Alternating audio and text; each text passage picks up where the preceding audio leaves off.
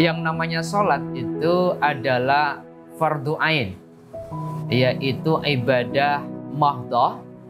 Ibadah fardu ain itu kewajiban individual. Jadi nggak ada ceritanya sholat itu nitip absen ya. Bukan fardu kifayah kalau ada orang yang sholat kemudian yang lain gugur kewajibannya. Kalau kita sudah tahu hukumnya, maka apa yang dilakukan oleh santri pesantren Al-Kafiyah tadi, konteksnya bukan sesuatu yang belum dikerjakan, kemudian dijadikan stok dia 100 rakaat seminggu kemudian tidak ada sholat.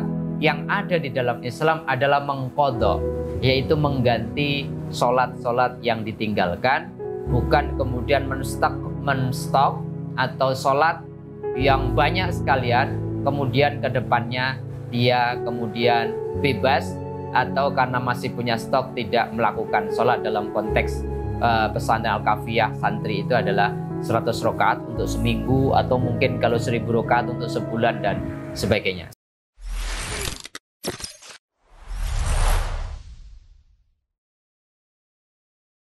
Assalamualaikum warahmatullahi wabarakatuh.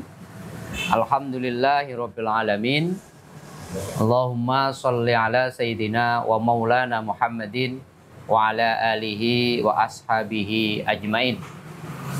Sahabat-sahabatku pemirsa channel Tauhid Cinta, semoga Anda semua selalu terlimpahi kesehatan, rahmat dan berkah dari Allah Subhanahu wa taala. Amin. Amin ya mujibas sa'ilin. Pada kesempatan kali ini kita akan mencoba menjabarkan sekaligus mendiskusikan apa yang akhir-akhir ini viral yang dilakukan oleh seorang santri di pesantren Al-Kafiyah. Ini mengagetkan karena dia sholat isya itu 100 rakaat. Kenapa ketika ditanya kenapa sholat isya 100 rakaat? Karena untuk dia mengatakan ini stok saya untuk seminggu ke depan. Jadi dia nyetok sholat, kemudian seminggu ke depannya dia tidak sholat untuk sholat isya. Maka kemudian fenomena ini menjadi viral dan diperdebatkan. Ada yang mengatakan ini menyalahi kaidah-kaidah agama dan berbagai macam pendapat yang lain. Mari kita diskusikan bersama. Pertama gini sahabat-sahabatku, yang namanya sholat itu adalah fardu ain, yaitu ibadah mahdhah. Ibadah fardu ain itu kewajiban individual. Jadi nggak ada ceritanya sholat itu nitip absen ya. Bukan fardu kifayah kalau ada orang yang sholat kemudian yang lain gugur kewajibannya. Ini dinaskan dalam surat An-Nisa 103. Allah mengatakan innas sholata kanat alal mu'minina kitaban mauquta. Sesungguhnya sholat itu adalah kewajiban bagi orang-orang yang beriman. Kata Ibnu Abbas, Ibnu Mas'ud, Mujahid dan Ibu Qutaibah, makna kitaban mauquta itu adalah sholat itu wajib dilakukan di waktu yang telah ditentukan, yaitu duhur di waktu duhur, asar di waktu asar dan seterusnya. Maka pertanyaannya adalah, karena sholat adalah kitaban mauquta, bagaimana kalau seseorang tidak bisa menegakkan dan mengerjakan sholat di waktu yang telah ditentukan? Maka Islam punya kaidah sahabat-sahabatku. Pertama kaidahnya, innallaha yuridu bikumul yusra wala yuridu bikumul usra. Sesungguhnya Allah itu dengan menurunkan agama bukan untuk mempersulit kita, tapi ingin memudahkan kita. Sesungguhnya dalam ayat yang lain, bahkan hadis Rasulullah mengatakan, sesungguhnya di dalam agama itu tidak ada haraj, tidak ada sesuatu yang memberatkan. Oleh karenanya dalam konteks sholat, idealnya itu ya kitaban mauquta.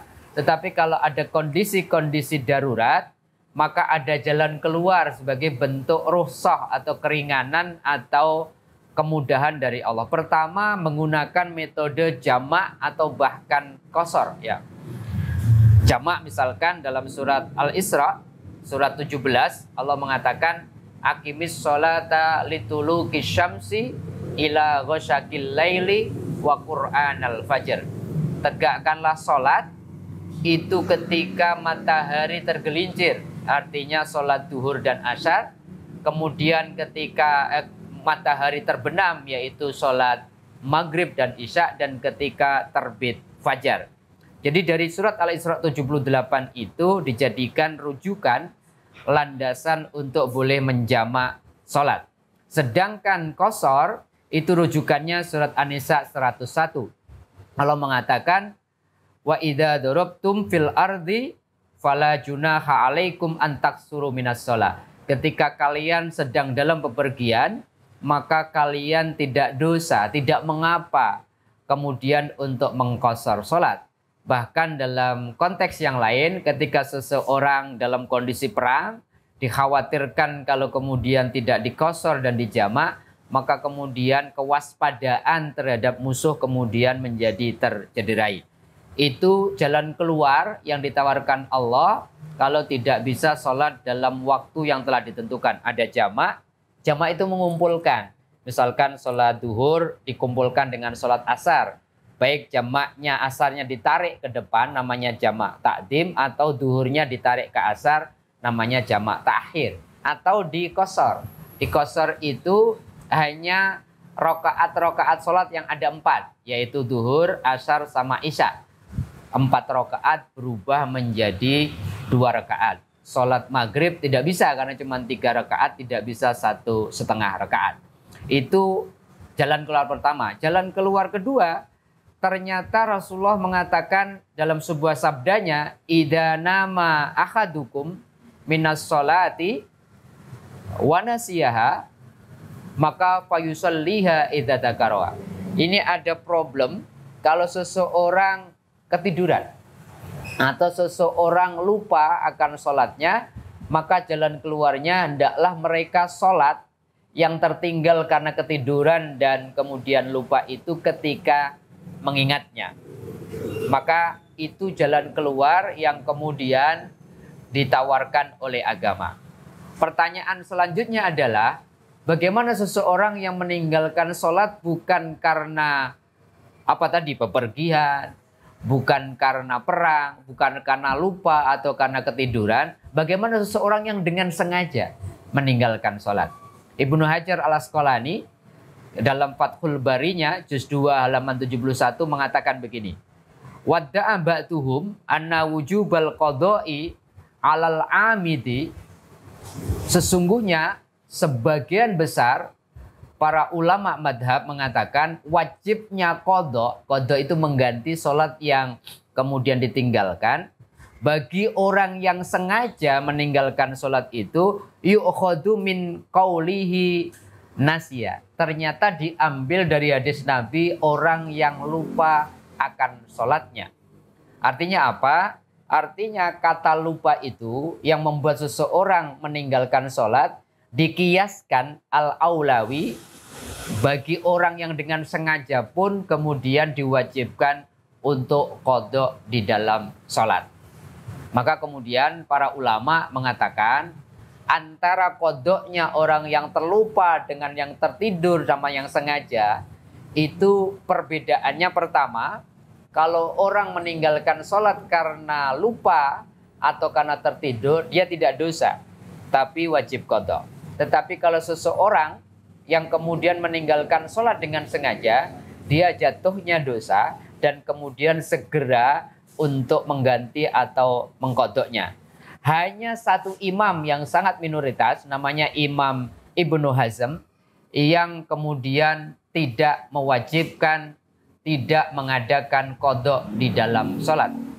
Ibnu Hazm mengatakan jalan keluar seseorang yang dengan sengaja meninggalkan sholat adalah memperbanyak istighfar dan kemudian memperbanyak amal soleh dengan asumsi istighfar yang dia kerjakan atau amal soleh yang dia perbanyak itu bisa mengcover kekurangan atau kesalahan atau dosa ketika meninggalkan sholat. Bahkan ada pertanyaan yang cukup menarik, bagaimana seseorang yang sudah lama bertahun-tahun kemudian meninggalkan sholat, dikiaskan di dalam konteks yang saya sebutkan tadi, maka seseorang dianjurkan untuk mengqadhanya sebanyak sholat yang ditinggalkan. Maka kalau kita sudah tahu hukumnya, maka apa yang dilakukan oleh santri pesantren Al-Kafiyah tadi, konteksnya bukan sesuatu yang belum dikerjakan, kemudian dijadikan stok dia 100 rakaat seminggu kemudian tidak ada sholat.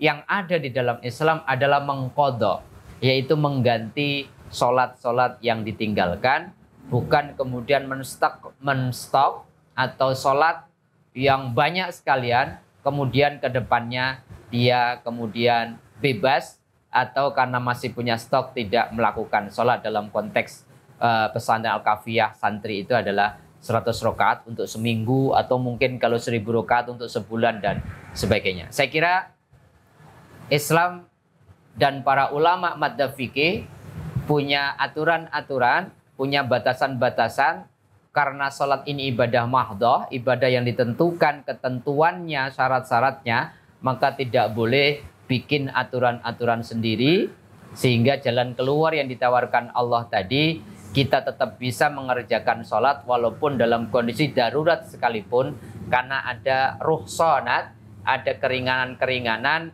untuk bisa sholat, tetap sholat, bisa jamak, bisa qashar, bisa ketika lupa dan tertidur, ketika kita ingat dan bangun, atau kemudian mengkodoknya, atau bahkan dalam bahasa surat Ali Imran 190, 191 nggak bisa berdiri sholat, kita bisa duduk, nggak bisa duduk kita bisa berbaring, atau bahkan ketika masih sadar, kita hanya bisa dengan bahasa isyarat, bisa sholat dengan bahasa isyarat sampai kita disolatkan, atau dalam konteks sampai kita wafat atau meninggal dunia. Itulah beberapa catatan yang saya kira dapat saya sampaikan untuk mengomentari apa yang dilakukan oleh santri pesantren Al-Kafiyah yang sholat isya 100 rakaat untuk stok seminggu ke depannya. Mudah-mudahan bermanfaat, kurang lebihnya mohon maaf. Assalamualaikum warahmatullahi wabarakatuh.